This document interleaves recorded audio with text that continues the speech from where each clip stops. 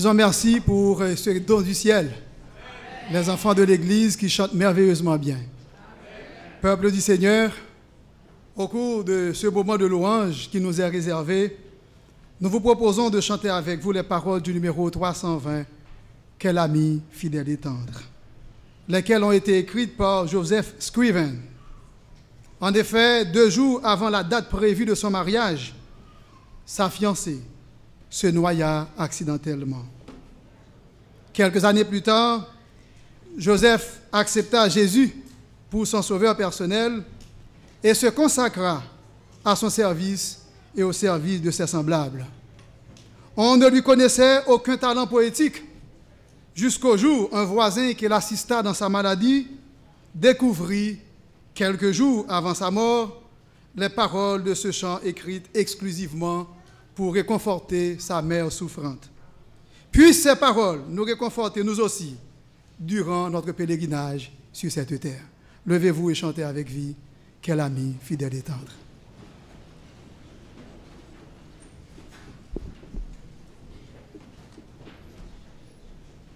Quel ami fidèle et tendre, nous avons en Jésus-Christ, toujours prêt à nous entendre, à répondre à notre cri. Il connaît nos défaillances, nos chutes de chaque jour, ses vains, ses exigences.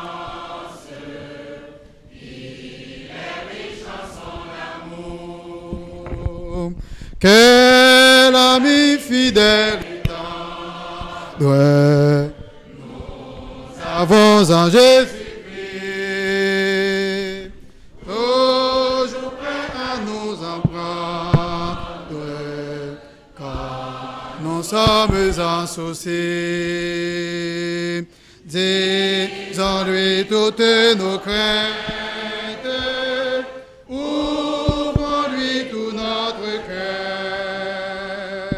bientôt ces paroles saintes nous rendront le vrai bonheur. Quel ami fidèle et tendre, nous avons en Jésus-Christ, toujours prêt à nous entendre, quand nous prenons souci. C'était la 3e strophe. Et nous suit dans la mêlée, nous entoure de ses bras, et c'est lui qui tient l'épée, qui décide des combats. Oui, nous avons été créés pour la gloire de Dieu et pour son honneur. Faisons monter nos hommages à celui qui sied dans les cieux en chantant de tout notre cœur les paroles du numéro 106, le premier et le dernier couplet de nos hymnes et louanges. Vers toi monte notre hommage.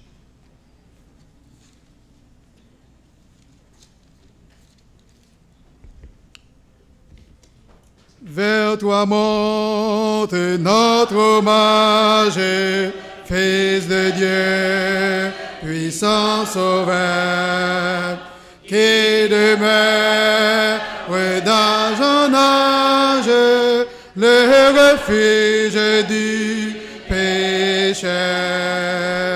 Loué soit ton amour, loué soit à jamais, ton nom Jésus, ta gloire et tes bienfaits. Loué soit ton amour, loué soit à jamais, ton nom, ta gloire et tes bienfaits. Bientôt glorieuse attente, te comblera tous nos vœux. Sur la nuit étincelante, tu viendras à nous des cieux. Loué soit ton amour, loué soit à jamais. Ton nom Jésus, ta gloire et tes bienfaits. Loué soit ton amour, loué soit à jamais. Ton nom, ta gloire et tes bienfaits. Que le Seigneur vous bénisse abondamment et nous vous invitons à vivre dans la joie du salut. Amen.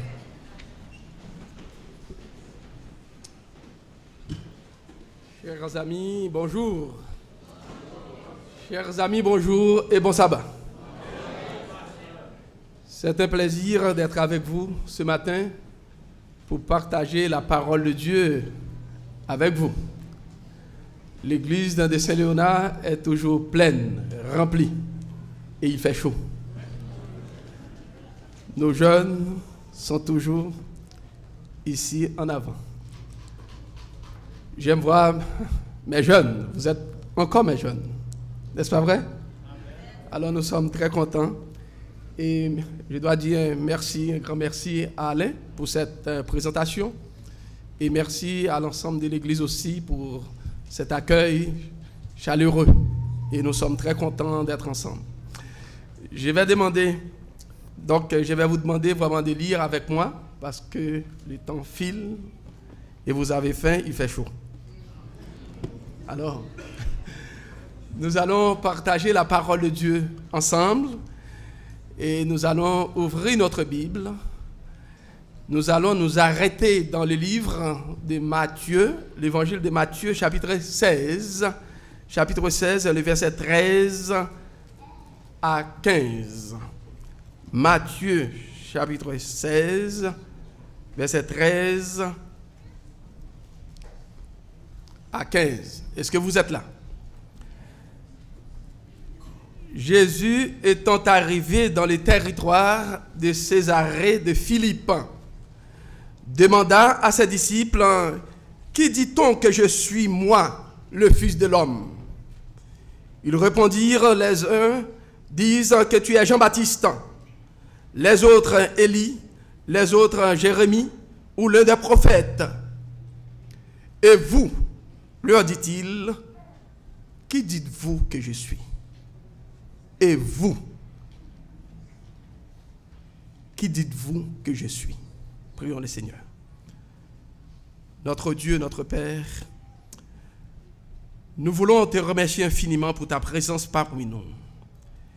Et nous voulons te remercier aussi pour ta parole, parce que tu veux nous révéler à travers cette parole.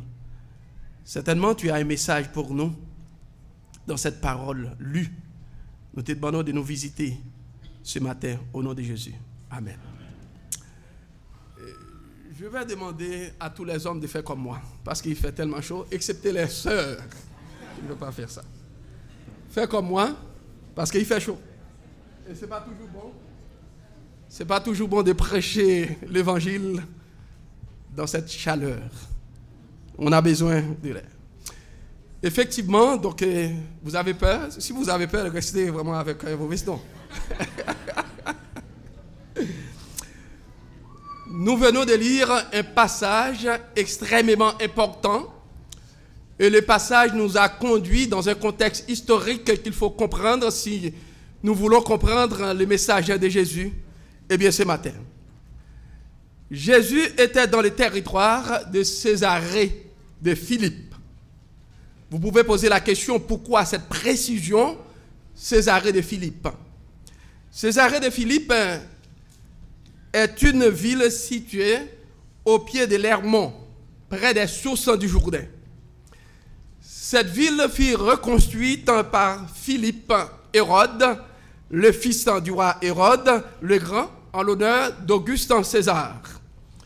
Elle est appelée Césarée de Philippe pour la distinguer de la ville Césarée qui est située au bord de la mer de Méditerranée, qui est non loin vraiment de Jopé.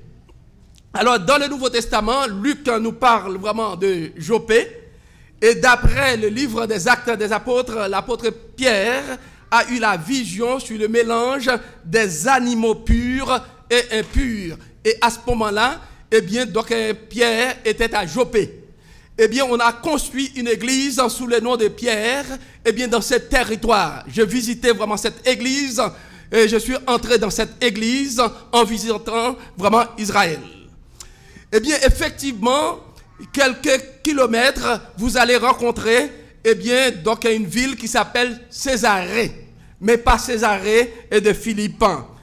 Effectivement, c'est là que Dieu avait donné une vision importante pour défaire la conception juive. Pour les Juifs, il n'y a pas question de mélange entre les chrétiens ou bien les croyants d'origine païenne et les Juifs purs. Alors Dieu avait donné vraiment cette vision, un mélange des animaux impurs qu'on peut consommer et des animaux impurs qu'on ne peut pas consommer. Parce que les Juifs considéraient les païens non juifs comme des animaux impurs. Par exemple les porcs, chiens, etc. Et tandis que vraiment les Juifs étaient associés à l'agneau, les animaux purs. Alors ce mélange, Pierre ne pouvait pas comprendre. Dans cette vision, une voix, eh bien, donc on dit à Pierre, lève-toi, tue et mange. Qui veut dire vraiment tuer les animaux purs et impurs pour manger. Et vous connaissez très bien la réponse eh bien, de Pierre. Comme vous le savez, le but de cette vision était de préparer Pierre à accepter Corneille, qui était le centenier, le chef de l'armée romaine, et bien qui était prêt à accepter Jésus-Christ comme son sauveur personnel. Alors Jésus-Christ devait préparer le cœur de Pierre et pour accepter vraiment Corneille, et bien donc dans l'église, et bien parmi le peuple de Dieu. Effectivement, j'ai visité ces deux territoires, et bien Césarée de Philippe et ensuite Césarée en tant que tel. La Césarée de Philippe est située à 40 km au nord de la mer de Galilée, au pied du mont Hermon. Vous connaissez ça, le psaume 133 et le verset 3. On parle vraiment de la rosée de l'Hermon. Et bien ensuite, c'est une zone vraiment très fertile. À Césarée de Philippe, eh bien, nous trouvons l'une des plus grandes sources qui favorisait, qui alimentait de préférence le Jourdain. À l'époque de Jésus, le dieu grec qui dominait ou bien nommé Pan fut adoré à cet endroit. Alors, c'était à Césarée de Philippe que Jésus posait la question, la fameuse question, eh bien, suivante à ses disciples. Qui dit-on que je suis, moi, le Fils de l'homme? Question pertinente, qui veut dire environ 2 ans, les disciples étaient avec Jésus. Et Jésus-Christ a constaté vraiment que les disciples, eh bien, ne connaissaient pas vraiment sa véritable identité. Et c'est dans ce contexte-là que Jésus-Christ a posé la question, qui dit-on que je suis, moi, le Fils de l'homme? Mais cependant, pourquoi Jésus posait-il cette question, puisqu'il se désignait lui-même par l'expression le Fils de l'homme? Jésus-Christ s'est révélé à travers l'expression le Fils de l'homme. Alors Jésus-Christ a posé cette question. Pourquoi une telle question? Qui dit-on que je suis, moi, le Fils de l'homme? Vous savez très bien que les disciples devaient savoir le texte vraiment de Daniel chapitre 7 verset 13 qui dit vraiment que le Fils de l'homme, c'est le juge céleste, c'est le Dieu tout-puissant qui devient le Fils de l'homme, qui est exprimé pour montrer vraiment que Dieu est le juge de l'humanité tout entière. Alors Jésus posait cette question parce que ses propres disciples étaient incapables d'avoir une pleine compréhension de sa mission messianique, renfermée dans l'expression Fils de l'homme. Le Fils de l'homme, Jésus-Christ est désigné comme Fils de l'homme pour montrer vraiment que Jésus-Christ est le Messie de l'humanité qui est venu pour sauver l'humanité tout entière. Mais ses disciples, ses propres disciples, ne comprenaient pas vraiment une telle situation, une telle identité. D'après Matthieu 16, verset 14, les disciples avaient de nombreuses informations sur Jésus. Si nous relisons vraiment les textes, à partir de cette question posée à ses disciples, voilà la réponse que les disciples donnaient. Eh bien, ils répondirent, les uns disent que tu es Jean-Baptiste, les autres Élie, les autres Jérémie, ou l'un des prophètes. En fin de compte, les disciples ne savaient quoi faire pour dire, écoutez bien, vous êtes l'un des prophètes. Alors c'est ce qu'on a déjà entendu. Vraiment tout le monde sait vraiment, peut-être vraiment tu es Jérémie, peut-être vraiment tu es Jean-Baptiste. À ce moment-là, Jean-Baptiste n'existait plus, il est mort. Alors regarde bien vraiment, donc les gens pensaient que Jean-Baptiste est ressuscité et Jean-Baptiste est incarné, eh bien, dans un personnage important qui s'appelle Jésus. Qui veut dire qu'il y avait confusion sur l'identité de Jésus. Les disciples même ne savaient pas qui était Jésus ou bien qui est Jésus. C'est vraiment difficile eh bien, de comprendre une telle chose de la part vraiment de ces disciples qui étaient là. Nous avons beaucoup chanté, nous avons prié. Depuis ce matin, nous sommes là. Mais la question qui nous est posée, qui dites-vous, eh bien, que je suis? Les disciples avaient beaucoup d'informations, des informations sur Jésus. Mais chers amis, ils ne connaissaient pas Jésus. Nous pouvons être à l'église, ça fait longtemps. Nous pouvons être nés dans l'église, ça fait longtemps. Mais la question qui est posée, connaissez-vous Jésus? Est-ce que nous connaissons Jésus? Eh bien, au verset 15, Jésus posait une question.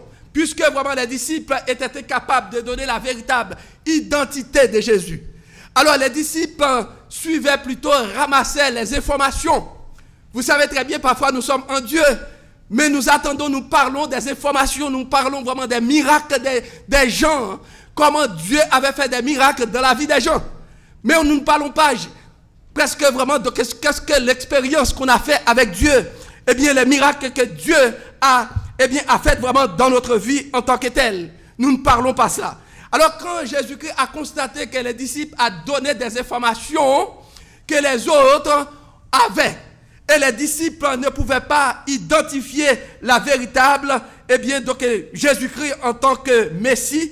Alors le verset 15 on nous dit, et c'est à ce moment-là que Jésus-Christ a posé cette question. Ok, vous ramenez, vous rapportez, eh bien, les informations des autres. Vous rapportez vraiment ce que les autres ont dit. Mais et vous, qui dites-vous que je suis? C'est la question qui est posée à chacun de vous, eh bien, à Saint-Léonard. Et vous, et toi, qui dis-tu qui est Jésus? Alors, cette question est fondamentale. Question capitale, nous pouvons dire, pour les disciples à l'époque de Jésus. Et ensuite, pour les disciples de tous les temps aussi, c'est une question fondamentale, extrêmement importante. Et vous, qui dites-vous que je suis? Je ne veux pas que vous ayez des informations, eh bien, sur moi. Jésus-Christ voulait dire à ses disciples, je ne veux pas que vous ayez seulement des informations sur moi, mais je veux que vous me connaissiez. Est-ce que vous connaissez Jésus? Qui dites-vous que je suis? Très souvent, nous disons que Jésus a fait beaucoup de choses pour nous. Mais est-ce que nous connaissons Jésus réellement? Aujourd'hui, est-ce que nous pouvons dire que nous avons fait une expérience avec Jésus? Est-ce que nous connaissons Jésus? C'est la question qui était posée vraiment à tous les disciples à l'époque. Parce que c'est que Jésus veut de nous, que nous connaissons vraiment sa véritable identité. Nous, il faut connaître Jésus pour avoir la vie éternelle. Il faut connaître Jésus pour être disciple de Jésus. Nous pouvons être, ça fait longtemps que nous sommes avec Jésus, mais nous ne connaissons pas Jésus. Tous les disciples qui étaient là, nous avons des informations que vous êtes vraiment, eh bien, donc les autres disent, eh bien, vous êtes vraiment Jean-Baptiste, etc. Mais ils ne pouvaient pas donner la véritable identité de Jésus. Comment résoudre ce problème-là? Nous allons lire le verset 16. Le verset 16 dit, Simon, comme son habitude, prenait toujours la parole. Il avait ses dons de parole. Et pour Pierre, c'est toujours facile de donner une réponse, même si la réponse est mauvaise. Mais cette fois-ci, cette réponse est bonne. Alors Simon a répondu à cette question de Jésus. Simon Pierre répondit, tu es le Christ. Tu es le Christ. Jésus, pour la première fois, eh bien, je découvre que tu es le Christ. Pendant 2 ans, Pierre était avec Jésus. Pendant 2 ans, les disciples étaient avec Jésus. mais ils ne savaient pas vraiment l'identité véritable de Jésus. Alors Simon dit, Jésus, tu es le Christ. Non seulement tu es le Christ, mais tu es le Fils du Dieu vivant. Là aussi, une autre information que Pierre a donnée dans cette réponse, c'est une réponse fondamentale. Alors, Pierre, selon son habitude, vous savez très bien, prend toujours la parole, pour dire, tu es le Christ, le Fils du Dieu vivant. Le mot qui est utilisé pour Christ, signifie oint, Messie. C'est le verbe oindre. C'est l'adjectif participe vraiment du verbe oindre qui veut dire tu es le oint, le Messie, le libérateur, celui qui doit venir pour sauver l'humanité tout entière. Alors Jésus est le Christ. Mais Pierre ne s'arrête pas là pour dire que Jésus, tu es seulement le Christ. Mais ce Christ, ce Messie, est le Fils de Dieu. D'après cette révélation, Jésus n'est pas seulement Christ, mais il est aussi le Fils du Dieu vivant. Qu'est-ce que ça signifie, mes amis? Si on ne connaît pas que Jésus-Christ est le Fils de Dieu, du Dieu vivant, on ne peut pas être sauvé. Notre foi est fondée parce que Jésus-Christ est non seulement le Messie, mais il est le Fils de Dieu. Vous comprenez, mes amis? Alors, il faut, parce que les disciples avaient la misère vraiment de comprendre que c'est Jésus est le Fils de Dieu. Mais de la pensée de l'époque, qu'est-ce que ça signifie, le Fils de Dieu? Jésus-Christ est non seulement le Messie, parce que David était la figure vraiment du Messie. Il y a d'autres hommes aussi qui pourraient être le Messie. C'est que Dieu a dit, à Cyrus, tu es mon oint. Qui veut dire, Cyrus qui était un Perse, un Iranien, Dieu l'appelle Messie. Qui veut dire, n'importe qui pouvait être le Messie. Mais n'importe qui ne pouvait pas être le Fils du Dieu vivant. Voilà la différence pourquoi Pierre a fait cette précision. Mais qu'est-ce que cette révélation veut dire? Que Jésus-Christ est le Messie, le Fils du Dieu vivant. Vous savez très bien que par exemple, si vous rencontrez les musulmans, ils sont d'accord que Jésus-Christ est le prophète. Mais automatiquement que vous dites vraiment que Jésus-Christ est le Fils de Dieu, ils se mettent en colère pour dire non. Dieu n'a pas une femme. Dieu ne peut pas avoir un fils. Jésus-Christ, c'est seulement un prophète. Et très souvent, vraiment, que les gens qui ne connaissent pas la Bible, vous dites vraiment, écoutez bien, pasteur, les musulmans reconnaissent vraiment que Jésus-Christ est le prophète. Mais cependant, écoutez bien, être prophète, n'importe qui peut être prophète. Mais n'importe qui ne peut pas être le Fils du Dieu vivant. Nous devons faire cette différence, chers amis. N'importe qui peut être un Messie. N'importe qui peut être un libérateur. Mais le libérateur que nous avons, ce n'est pas n'importe qui, c'est le Fils du Dieu vivant. Alors ici, regarde bien, mais qu'est-ce que ça veut dire à l'époque de Jésus, l'expression Fils du Dieu vivant? Dans la mentalité juive, c'est dire être le Fils de Dieu signifie la personne est Dieu lui-même. Nous allons lire ça dans Jean chapitre 5, versets 17 et 18. Jean chapitre 5, versets 17 et 18. Lisons ça rapidement.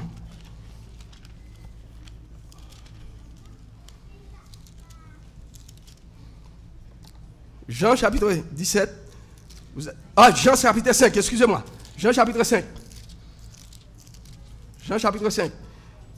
Et les versets 17 et 18. Est-ce que vous êtes là? 5, versets 17 et 18. Nous allons lire ça rapidement. Voilà les versets 17 dit.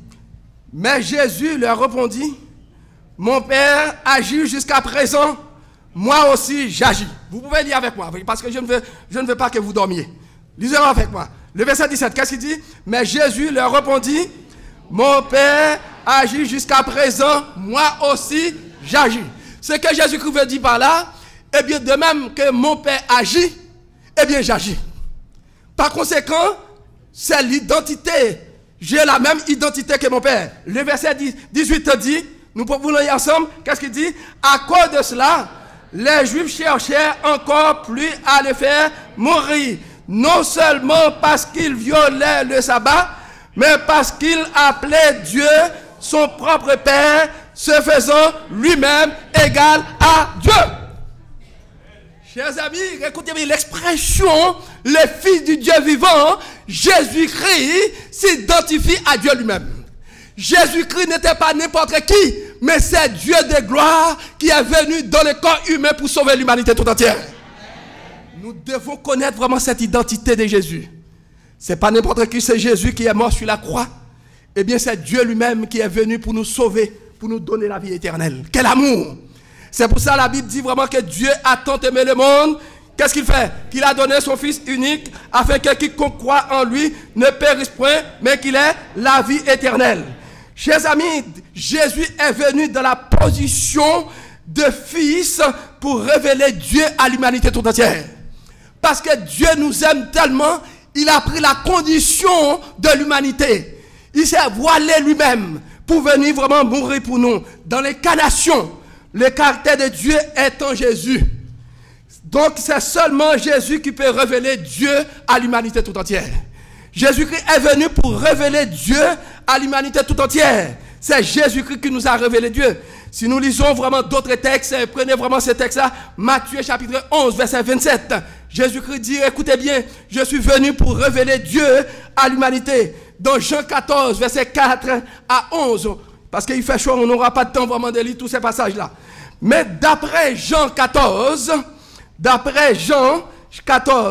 Dieu, le verset 14 particulièrement, verset 14, verset 4 plutôt, eh bien Dieu se révèle lui-même à l'homme par l'incarnation.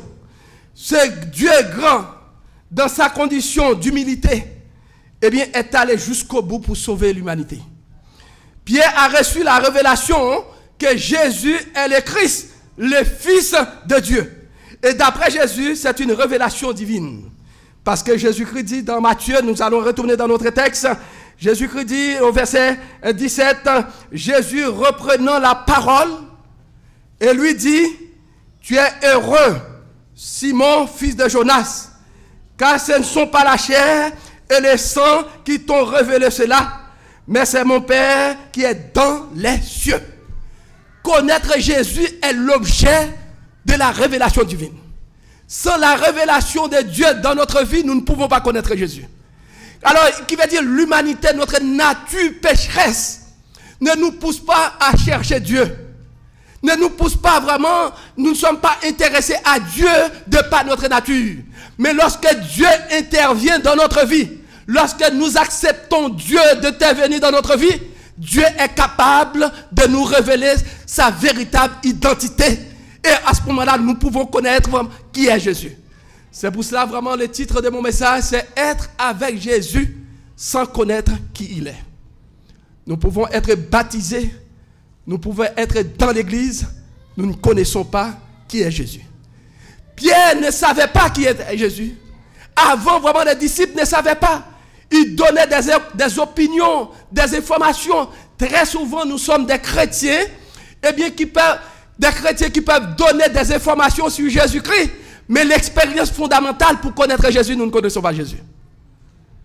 Nous ne connaissons pas Jésus, c'est la frontière, c'est l'étape la plus difficile dans notre vie chrétienne.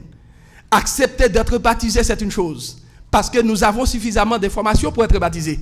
Mais connaître Jésus, c'est une autre chose. Connaissez-vous Jésus, chers amis? Connaissez-vous Jésus? Vraiment, connaître qui est Jésus, eh bien, c'est une chose extraordinaire. Parce que Jésus, l'apôtre Pierre, ne pouvait pas connaître Jésus sans une révélation de Dieu. Parce que Jésus-Christ dit, Pierre, écoutez bien, tu es heureux. Parce que cette révélation-là vient de mon Père. Parce que Dieu voit que tu es sincère. Parmi tous ses disciples, on disait toutes sortes de choses de moi. Mais Dieu a fait une révélation extraordinaire à Pierre. Tu es le Fils, tu es le Christ, le Fils du Dieu vivant. Est-ce que vous connaissez Jésus? Est-ce que vous connaissez Jésus? Jeune, est-ce que vous connaissez Jésus? Vos parents ne peuvent pas vous aider à connaître Jésus. C'est une expérience personnelle. Chers amis anciens, est-ce que vous connaissez Jésus? Pasteur Youth, est-ce que tu connais Jésus? Personne ne peut nous aider vraiment à connaître Jésus. Regarde bien, Pierre, c'était une révélation véritable. Nous sommes dans l'église, mais nous ne connaissons pas Jésus. Nous sommes là, nous prions, nous prêchons, mais nous ne connaissons pas Jésus. Pendant 2 ans, vraiment, les disciples étaient avec Jésus. Mais cependant, ils avaient toutes sortes d'informations au sujet de Jésus. Ils disaient que Jésus-Christ est Jean-Baptiste. Ils disaient vraiment que Jésus-Christ est ceci. Mais si vous ne connaissez pas Jésus, vous ne pouvez pas attendre le retour de Jésus. Connaître Jésus, c'est une chose. Avoir des informations sur Jésus, c'est une autre chose. Connaissez-vous Jésus? Chers amis, connaître qui est Jésus, c'est renoncer à soi-même pour le suivre jusqu'au bout. Connaître Jésus, les difficultés dans l'église, eh bien, ne peuvent pas nous empêcher de suivre, eh bien, ce parcours, de faire l'expérience avec Jésus. Au contraire, dans ces épreuves, nous sommes beaucoup plus forts parce que nous connaissons Jésus. Lorsque nous connaissons Jésus, nous pouvons renverser des barrières parce que Jésus-Christ est avec nous. Nous sommes unis avec Jésus. C'est pourquoi il dit, si quelqu'un est en Christ, il est une nouvelle créature. Les choses anciennes sont passées, voici, toutes choses sont devenues nouvelles. Lorsque nous connaissons Jésus, personne ne peut nous condamner parce que nous faisons une expérience profonde avec Jésus. Nous devons faire vraiment l'expérience avec Jésus, chers amis. Nous sommes dans ce désert du monde. Le monde, c'est le désert. Pour le peuple de Dieu, pour l'Église, l'Église est dans le désert. Littéralement, même si on voit, on a vraiment une économie fertile, etc. N'oubliez pas, spirituellement, nous sommes dans le désert. Le péché, eh bien, transforme le monde en désert. Nous sommes dans un désert spirituel. Mais Dieu est venu dans ce désert pour nous sauver, pour nous donner la vie éternelle. Mais connaissez-vous Jésus, chers amis? Qui dites-vous que je suis? N'oubliez pas, vous pouvez poser vraiment cette même question de Jésus. Voyons, l'Église, qui dites-vous que je suis? Est-ce que vous connaissez Jésus? Jésus, c'est le grand Jéhovah. Jésus-Christ, c'est l'Éternel lui-même. Jésus-Christ, c'est notre Sauveur. C'est le Fils de Dieu, le Dieu qui est venu dans le monde pour nous sauver. Connaître Jésus, mais plusieurs ne veulent pas le suivre, chers amis. Plusieurs ne veulent pas non plus le connaître. Nous allons lire vraiment le texte, le dernier passage, Jean chapitre 6, parce que je vais vous faire grâce. Il fait chaud, même pour moi. Alors je dois économiser parce que normalement, lundi, je pars pour Paris. Je vais célébrer un mariage à Paris. Alors je dois faire de l'économie aussi. Alors Jean chapitre 6. Jean chapitre 6. Nous allons lire vraiment dans Jean chapitre 6. Jean chapitre 6. Et le verset 51. Alors nous avons dit vraiment, connaître Jésus est indispensable, est essentiel, mes amis. N'oubliez pas, écoutez bien, nos activités sont utiles dans l'église. Mais nous devons, dans toutes ces activités que nous faisons, est-ce que nous connaissons Jésus? Et si nous connaissons Jésus, il n'y a pas d'hostilité dans les activités que nous faisons dans l'église. Parce que, regardez bien, nous travaillons pour plaire à Dieu, pour être agréable à Dieu, n'est-ce pas vrai? Lorsque nous connaissons Jésus, l'église est dynamique, l'église est spirituelle. L'église marche vers la victoire. Mais nous devons connaître Jésus pour remporter la victoire, pour avoir cette victoire. Eh bien, donc, dans Jean chapitre 6 et le verset 51, et les disciples qui étaient avec Jésus, c'était un tournant très important. Le verset 51, quand Jésus-Christ s'est présenté, « Je suis le pain vivant qui est descendu du ciel. Si quelqu'un mange de ce pain, il vivra éternellement. Et le pain que je donnerai, c'est ma chair et que je donnerai pour la vie du monde. » Écoutez bien, c'est une parole difficile, dure, dans les oreilles, aux oreilles vraiment des Juifs. Parce que l'Ancien Testament dit vraiment qu'il ne faut même pas manger le sang. Qu'il ne faut pas manger vraiment donc la chair humaine. Voilà, Jésus-Christ dit vraiment, celui qui mange le pain, c'est ma chair. Les disciples ne voulaient pas comprendre, ne comprenaient pas une telle parole. Et si nous lisons le verset 52, là-dessus, les Juifs disputaient entre eux, disant comment peut-il nous donner sa chair à manger. Mes amis, écoutez bien, nous n'avons pas de temps d'expliquer vraiment ce passage, de faire l'exégèse profonde de ce passage. Mais tout simplement, c'est que Jésus-Christ dit, mange ma chair. et boire mon sang, c'est accepter le sacrifice de Jésus-Christ pour avoir la vie éternelle. C'est ça que Jésus-Christ voulait dire. Mais ils ne pouvaient pas comprendre. Ils avaient oublié qu'ils devaient sacrifier l'agneau. Même pour le peuple dans les parvis, ils mangeaient cette chair, symbole d'acceptation du sacrifice de Jésus-Christ. C'est par ces sacrifices qu'on peut être sauvé, chers amis. C'est pourquoi Jésus-Christ dit vraiment, Pierre dit vraiment, tu es le Christ, le Fils du Dieu vivant. C'est toi seul qui peux sauver l'humanité tout entière. Alors le verset 58 dit, nous pouvons lire le verset 58, qu'est-ce qu'il dit? Il dit, c'est ici le pain qui est descendu du ciel. Il n'en est pas comme de vos pères qui ont mangé la manne et qui sont morts. Celui qui mange ce pain vivra éternellement. Amen. Écoutez bien, les Juifs, eh bien, qui étaient dans le désert, mangeaient la manne, mais tous mouraient, excepté 2 qui entraient à Canaan, dans la terre promise. C'était Caleb et Josué. Tous mouraient dans la rébellion. Mais Jésus-Christ dit, écoutez bien, celui qui accepte mon sacrifice, tu vas vivre éternellement. Amen. Alors Jésus-Christ, verset 59 dit, nous pouvons lire verset 59, qu'est-ce que le verset 59 dit? Verset 59, Jésus dit ces choses dans la synagogue, enseignant, eh bien, à Capernaum. Alors, les versets 66 à 69, et des textes de lecture dit, dès ce moment, plusieurs de ses disciples se retirèrent et ils n'allaient plus avec lui. Plusieurs de ses disciples, pourquoi il abandonnait Jésus? Pourquoi il abandonnait Jésus?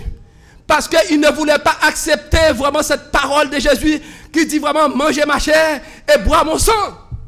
Qui veut dire Jésus qui voulait dire vraiment accepter, rentrer en communion avec moi pour rester soudé avec les sacrifices que je vais offrir pour l'humanité tout entière pour sauver l'humanité. Je suis venu pour cela. Je suis venu pour cela. Mes amis, écoutez bien, grâce au sacrifice de Jésus-Christ, nous avons accès à Dieu. Nous venons nos enfants viennent de prier, viennent plutôt vraiment de chanter, beaux chants, etc.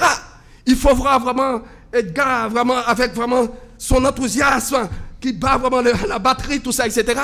Vous savez, c'est grâce au sang de Jésus. Jésus-Christ intercède pour chacun de nous. Si je prêche maintenant devant vous, c'est grâce à Jésus au sacrifice.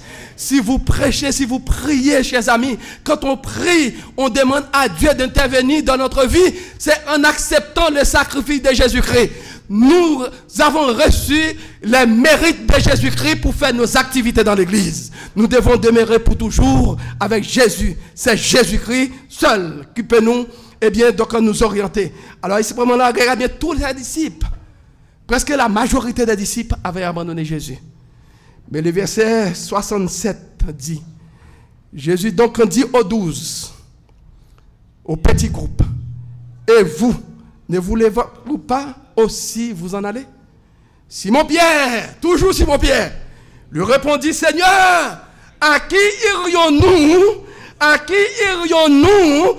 Tu as les paroles de la vie éternelle. Amen. Paul dit, alors Pierre dit, je ne peux pas t'abandonner. Nous, je parle au nom des 12, nous ne voulons pas t'abandonner parce que tu as la parole de la vie éternelle. Jésus-Christ a la parole de la vie éternelle. Qui veut dire, en acceptant la parole de Dieu, nous avons la vie éternelle en nous. Nous devons connaître Jésus, chers amis. Connaître Jésus, c'est faire face à la vie éternelle. C'est posséder la vie éternelle. Et le verset 67, verset 69, il dit, nous avons cru. Nous avons cru et nous avons connu. Nous avons cru. Nous pouvons répéter ensemble. Nous avons cru et nous avons connu qui est le Fils de Christ, le Saint de Dieu. Que Dieu vous bénisse.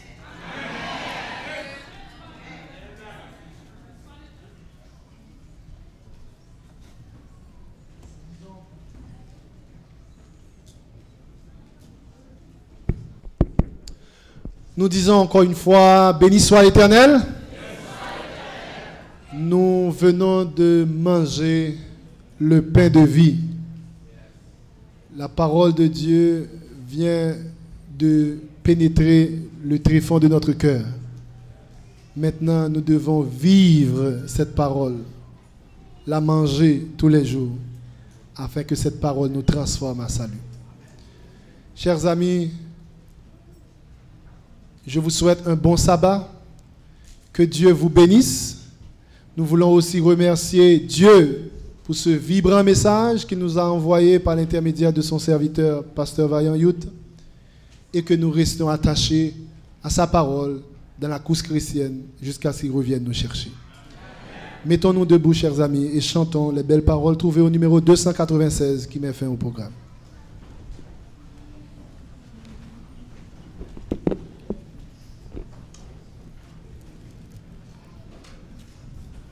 Quel autre ciel ai-je que toi, ô mon Dieu, mon sauveur, n'as-tu pas ouvert à ma foi les trésors de ton cœur? Tu t'es donné toi-même à moi, et vivant sous ta douce loi, je ne prends de plaisir qu'en toi, ô mon Dieu, mon sauveur. Que me font les biens d'ici-bas, ô mon Dieu, mon sauveur? Il passe pas, il ne passe pas.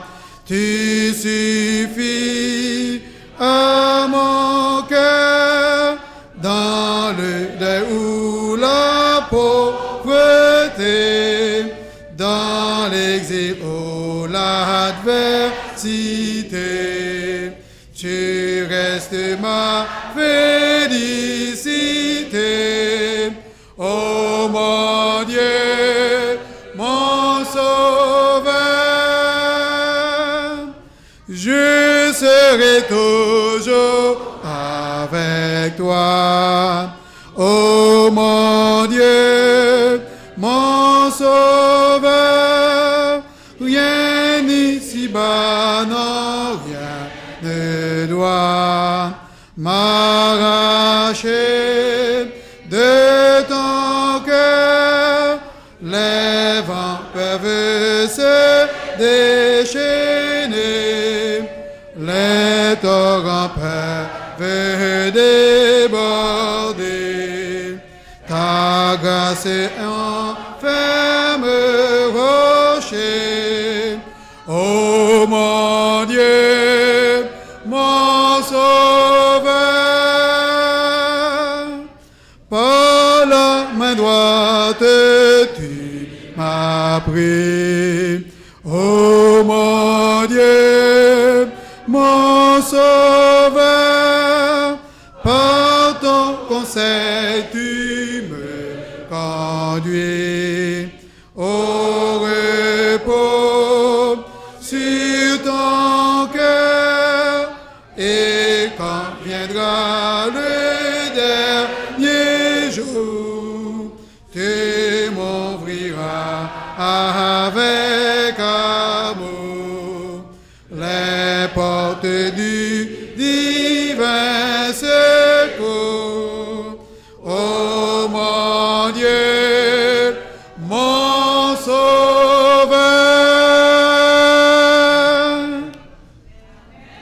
Je vous invite à courber la tête pour recevoir la bénédiction.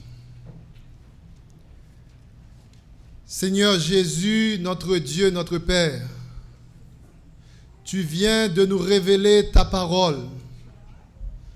Tu viens de nous rappeler que tu es le Fils du Dieu vivant, que tu es le pain de vie. Tu règnes éternellement et tu es notre Dieu. Nous sommes tes enfants, Seigneur. Nous réclamons ta toute-puissance en ce matin, alors que nous venons de manger ta chair, nous venons de manger ta parole. Transforme-nous, Seigneur, et que nous soyons forts, même dans les moments difficiles. Nous allons rentrer chez nous, Raccompagne-nous avec ta paix, ta grâce, l'onction de ton Saint-Esprit, car nous te prions au nom de Jésus. Amen. Que la grâce de notre Seigneur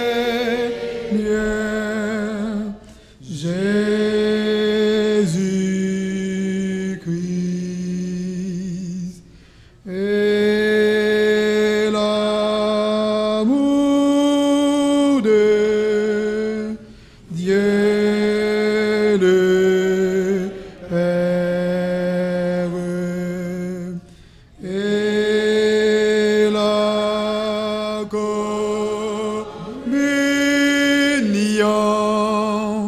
du Saint-Esprit soit avec nous tous, avec nous tous. Amen. Pour la sortie, nous chantons au numéro 295. Je dois voyager au monde comme un esquif sur les eaux. Je dois voyager au monde comme un esquif sur les eaux. Et la tempête qui gronde déjà fait mugir les flots. Christ est ma vie.